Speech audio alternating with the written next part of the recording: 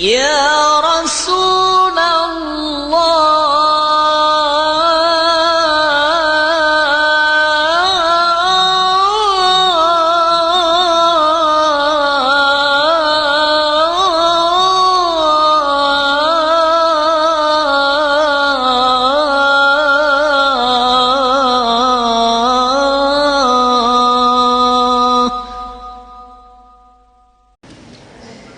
Wal makhdhul man wakkala ilaihim. Al afatu kasiratun.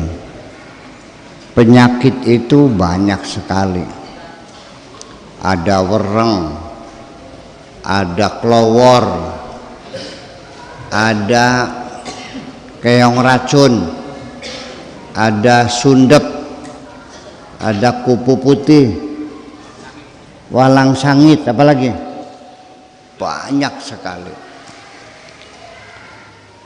Wa munazziluha wahidun. Yang membikinnya satu, Allah juga yang bikin. Yang bikin kelawar siapa? Yang bikin keong racun? Semuanya yang bikin adalah Allah. Al-amradu katsiratun. Penyakit juga banyak. Ada penyakit kopok, penyakit conge, belek, umbel, batuk, kurap, apalagi kanker, bisul. Dalam daftar patologi Anda menghafalnya susah saking banyaknya penyakit. Iya. Banyak sekali. Al-amradu katsiratun wa tabibuha wahidun. Dokternya hanya satu. Yang bisa mengobatinya hanya Allah. Yang menyembuhkan penyakitmu adalah Allah. Ya. Dokter ngobati. Yang menyembuhkan Allah. Dokter ngebelek, dokter menjahit, yang menyambungkan daging siapa? Obat yang kamu makan itu hanya sekedar menghilangkan rasa sakit sementara. Hanya karena proses kimia. Tetap yang menyembuhkan adalah Allah. Bahasa dokternya yang menyembuhkan adalah ketahanan tubuh kamu sendiri. Ya, itu saja. Kalau kamu sudah tidak bisa bertahan, ya nggak bisa sembuh. Ya mardan nufus, wahai orang-orang yang sakit jiwa, orang-orang yang sengek, yang segle, yang depresi, semuanya tuh.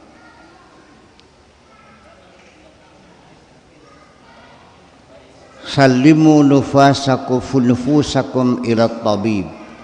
Serahkan dirimu kepada dokter. Wahai orang-orang yang jiwanya sakit, serahkan dirimu.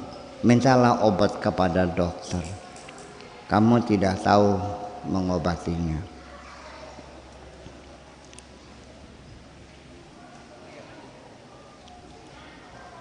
Ada penyakit jiwa yang diderita oleh seseorang, tetapi ketika kita mencoba mengobatinya dia marah. Sayanya sakit apa? Ya, karena dia sendiri tidak tahu bahwa dia itu sakit. Ya, mungkin juga di antara teman-teman kita juga ada yang menderita sakit. Dikiranya bukan sakit, diobati nggak mau. Malah marah, sakit apa sayanya?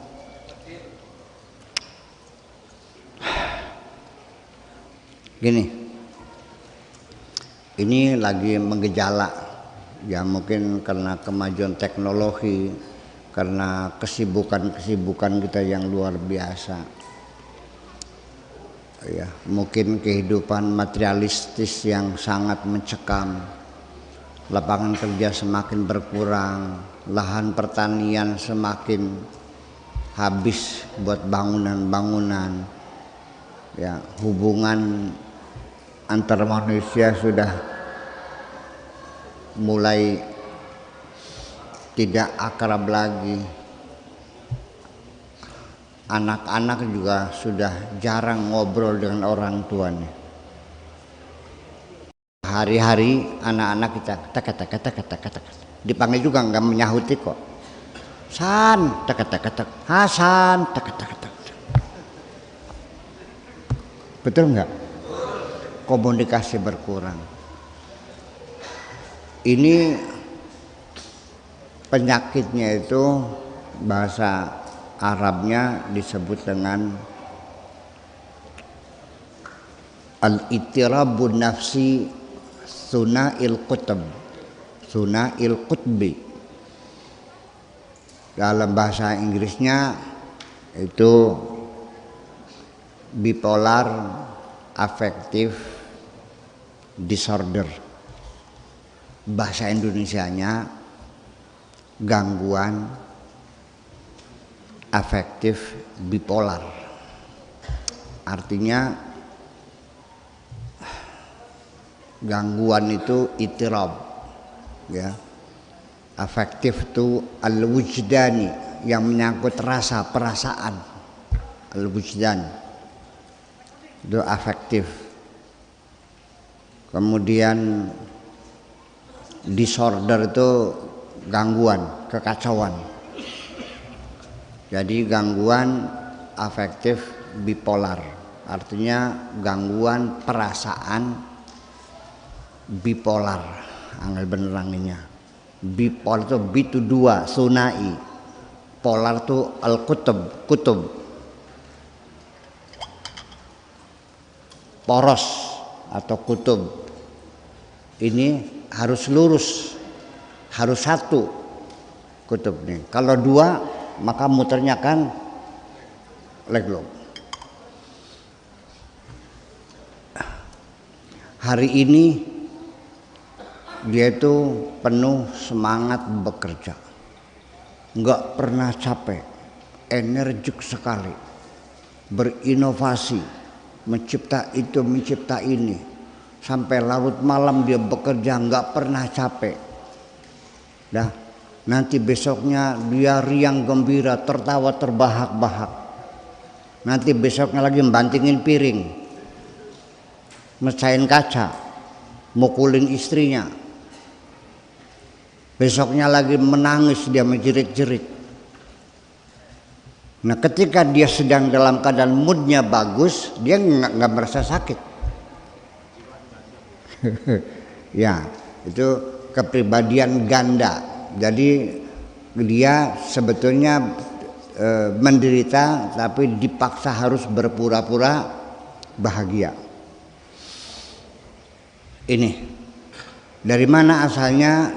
Karena sejak kecil orang tuanya tidak berpendidikan, ya. Ketika anak-anak itu cerewet sama kita, nanya apa itu, apa ini, wis ngomong tertampak sih, menang. Diam, ngomong aja kamu. Nah, kita selalu ditekan oleh situasi, oleh orang tua, oleh kakak, oleh atasan namanya. Jadi lama-kelamaan dia tidak bisa berbicara keluar, akhirnya berbicara ke dalam.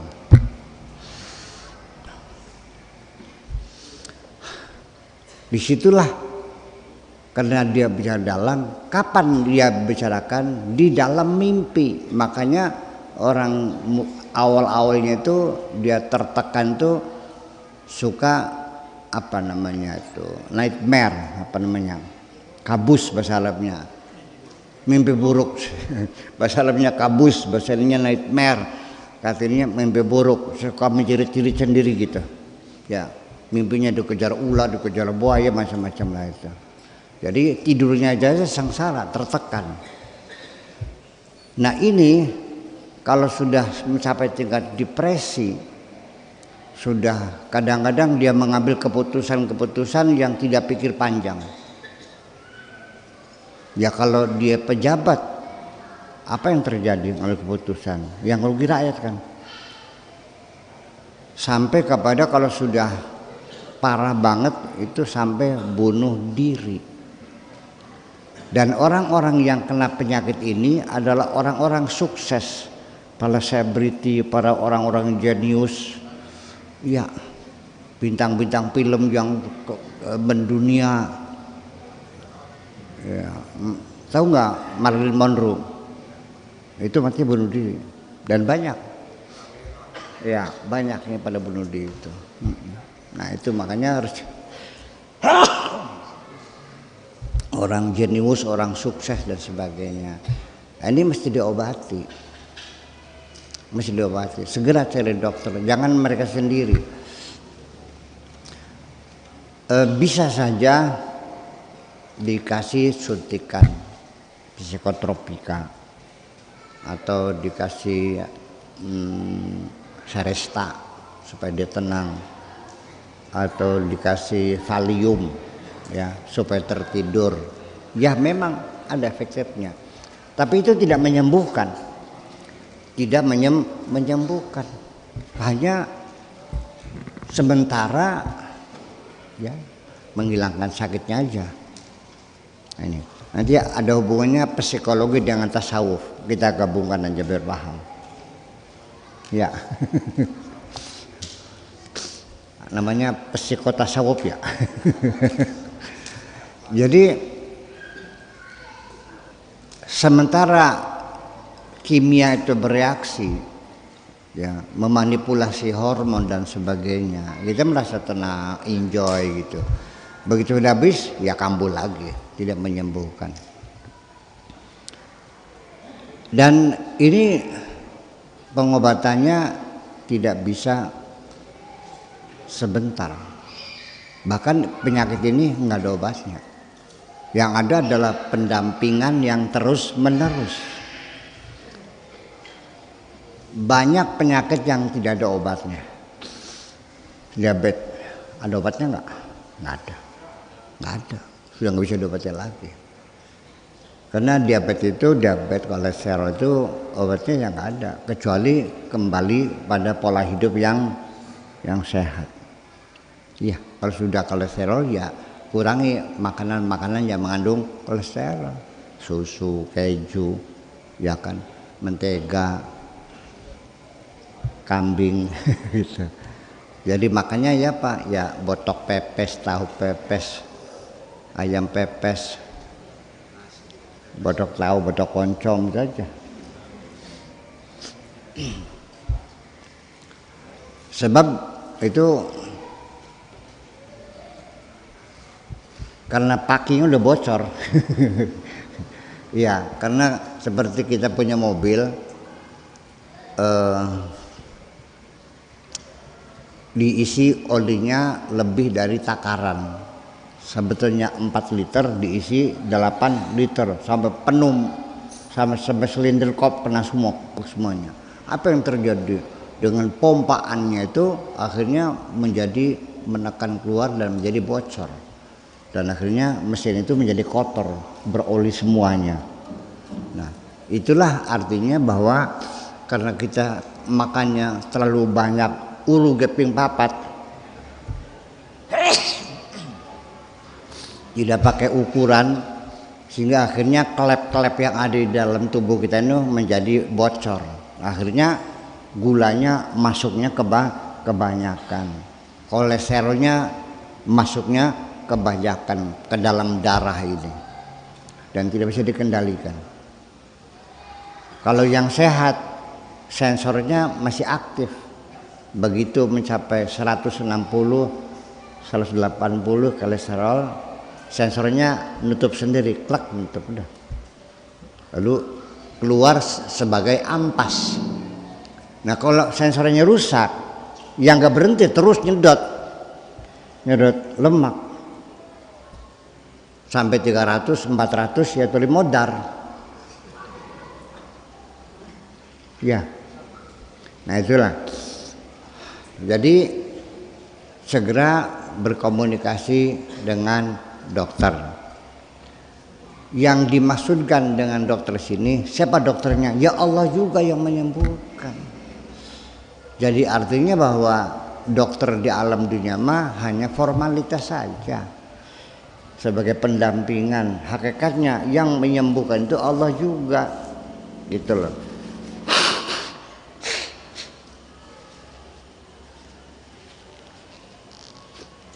Jangan-jangan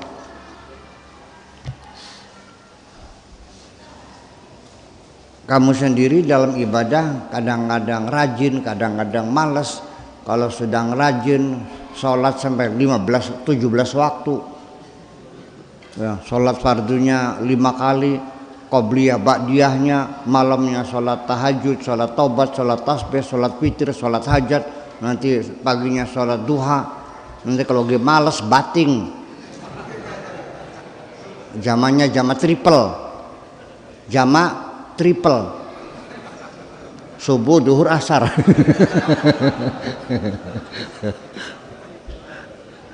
Jangan-jangan seperti itu juga barangkali.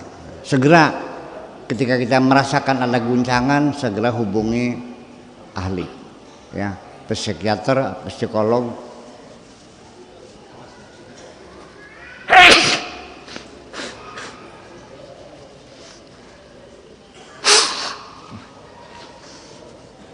Segera berkonsultasi, ya. Bisa dikasih obat hanya sementara saja, tapi pada akhirnya pengobatannya terus menerus. Ya, nanti kita ceritakan berikutnya. La tatahimuhu fima yaf'alu bikum. Jangan pernah kamu komplain kepada maha dokter itu.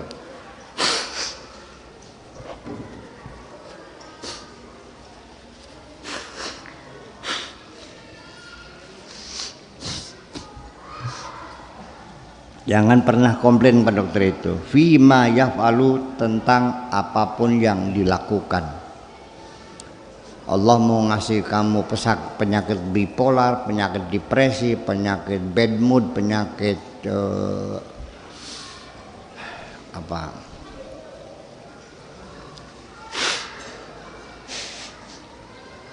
mental block dan sebagainya. Udah, bahwa semua itu jangan menuduh Allah macam-macam.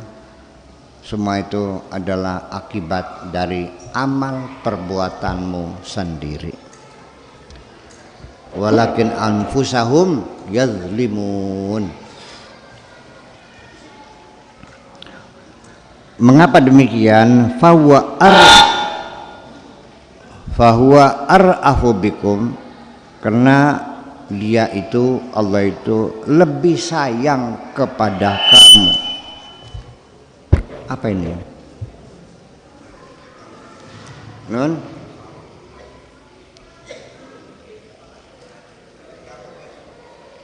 Gimana? Di ngadepnya.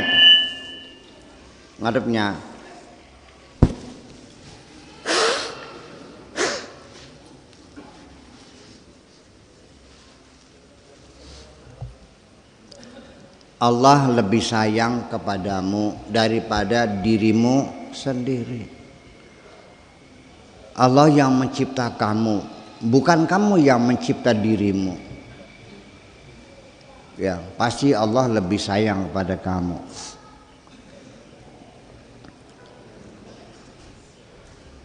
Ala nufusikum, daripada dirimu sendiri. Yahrusu baina yadahi, tutup mulutmu, jangan banyak bacot di hadapan Allah. Cap menang singidep. Ya, jangan mengeluh. Maning-maning kecerek.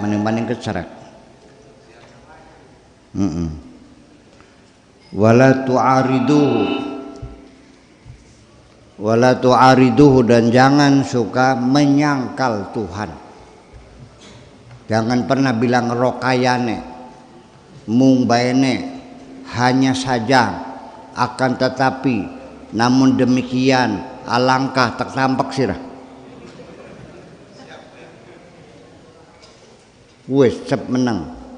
Sami'na wa ta'na.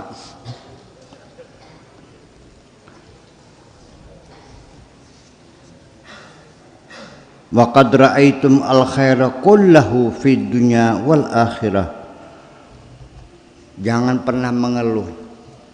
Selama ini apa yang kau lihat? Semuanya kebaikan-kebaikan Allah berlimpah ruah Allah berikan kepada dirimu, dan semuanya gratis.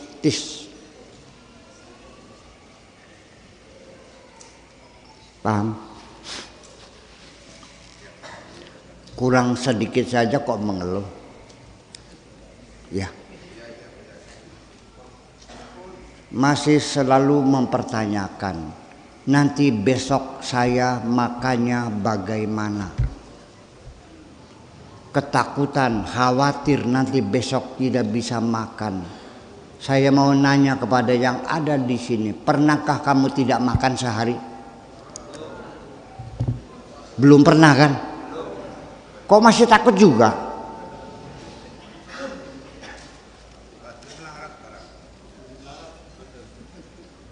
Engkau ne reange mangane sing ndi? Nanti saya makannya bagaimana? Padahal belum pernah kamu tidak makan satu hari, selalu makan. Jadi berdasar nggak pertanyaanmu itu? Tidak berdasar. Itu. Fid dunya wal akhirah al-qaumu fi sukutin kulli. Jantan yang sesungguhnya, orang-orang yang mulia adalah mereka yang total diem fi sukutin kulli.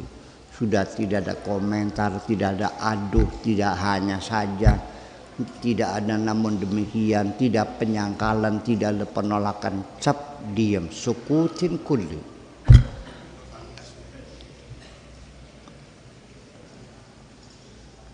Wa khumudin kulli, adem, tenang, total. Wa dahsyatin kulliyatin, dan kegaguman yang total. Fa idza tamma lahum dzalika, apabila hal itu telah terpenuhi, wadamu alaihi, dan berlangsung selamanya seperti itu, antaqahum kama yantiqul qaumu kama yantiqul jamadat yaumal qiyamah. Nanti mereka akan diberi kemampuan oleh Allah untuk berbicara. Kama yantiqul jamadat, seperti Allah telah bisa membuat benda-benda lain bisa berbicara. Seperti tanganmu dan kakimu akan berbicara, menyaksikan perbuatanmu. Kulitmu juga akan berbicara, menyaksikan perbuatanmu.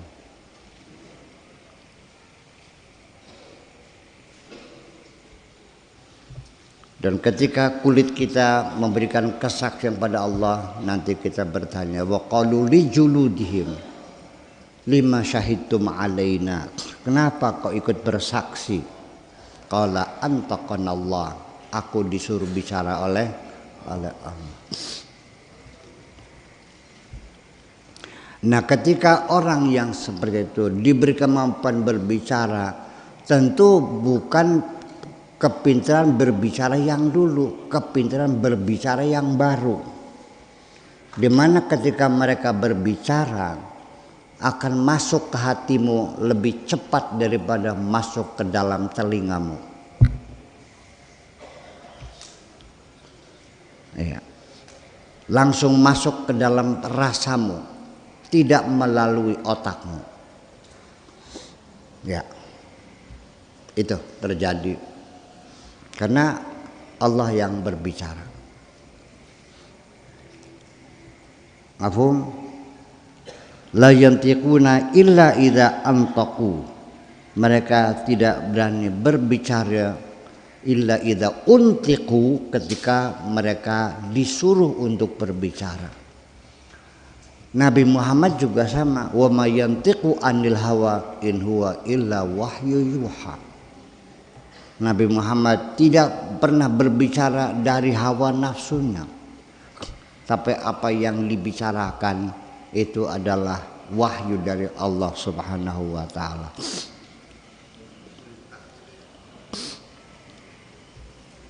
Maka mereka orang-orang yang disebut orang-orang benar, para aulia, para salihin, ketika berbicara sama, tidak keluar dari hawa nafsunya. Ya, mulut mereka digerakkan oleh Allah untuk berbicara. Itu. Makanya kalau kamu pengen belajar benar, ya cari orang benar gitu. Pengen benar, temennya bajingan, ya. Pengen jujur, temennya pemaling.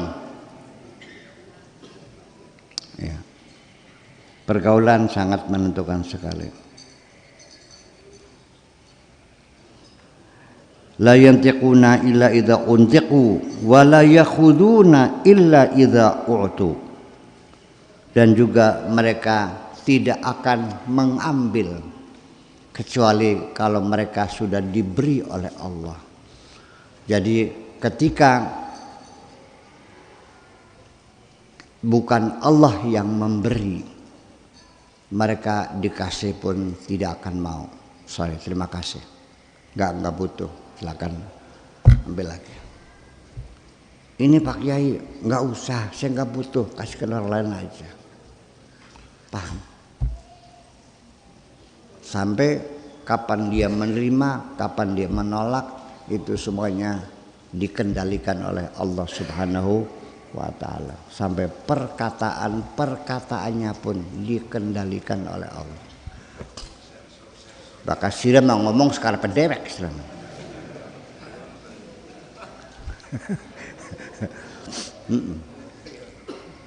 Itu.